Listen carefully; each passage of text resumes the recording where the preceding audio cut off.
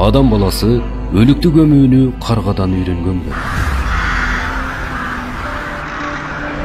Бул окуя тууралуу Куранда мынтип айтылган. Аларга Адамдын эки уулунун кабарын окуп бер. Бир кезде экөөсү Алланын ыраазылыгы үчүн кол астындагы нерселерден курмандык кылып, ал курмандыктар биринен кабыл болуп, экинчисинен кабыл болбой калды. Ал курмандыгы кабыл болбой калган бала айтты: "Мен сени өлтүрөмүн." Экинчиси айтты: "Алла такыба кишилердин гана курмандыгын кабыл алат. Эгер сен мени өлтүрүү үчүн кол салсаң да, мен сени өлтүрүү үчүн эч качан кол салбаймын. Мен ааламдардын Роббисинен коркомун.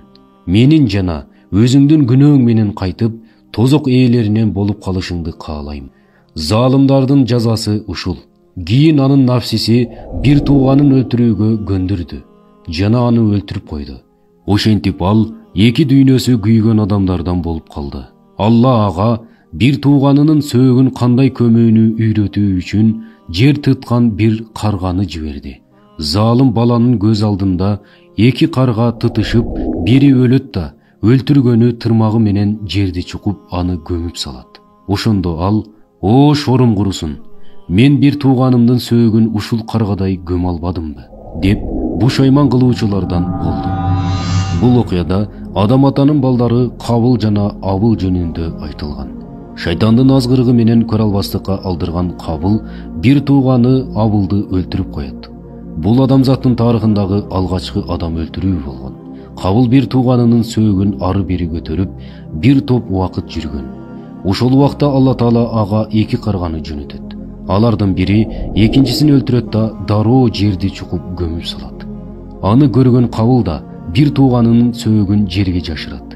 Бул окуядан улам суроо пайда болот: эмне үчүн Алла Таала адамга мугалим кылып каргадан башка жаныбарды жиберген жок? Биология илиминин изилдөөсү боюнча, карга канаттуулардын эң зээндүү жана айлак эри. Өз көлөмүнө салыштырмалуу мээси эң чоң канаттуу карга болуп эсептелет. Каргалардын жашоо мыйзамында жазалоо түшүнүгү бар. Эгерде бир карга мыйзамды бузса, алар аны жамаат менен жазалашат.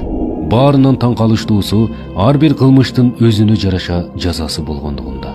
Эгерде жаш балапан тамак тартып алса, башкалар анын канатын жулуп, дал ушул балапан сыяктуу ушуга жөндөмсүз кылып салышат.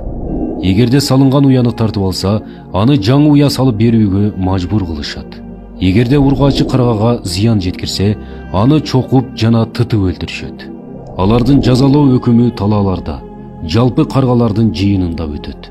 Кызыгы, күнөөкөр карга эч кандай каршылык көрсөтпөйт. Ал эми өлүм жазасына тартылган карга эч качан жер бетинде калбайт.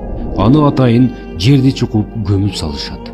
Өлүктөрүн жер үстүндө калтырбаган жалгыз канаттуу карга болуп эсептелет. Ошондуктан Алла Таала өлүктү көмүүнү үйрөтүү үчүн карганы жиберген.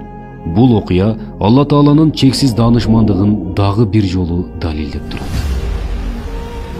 Бул окуя Кызык китебинен алынды.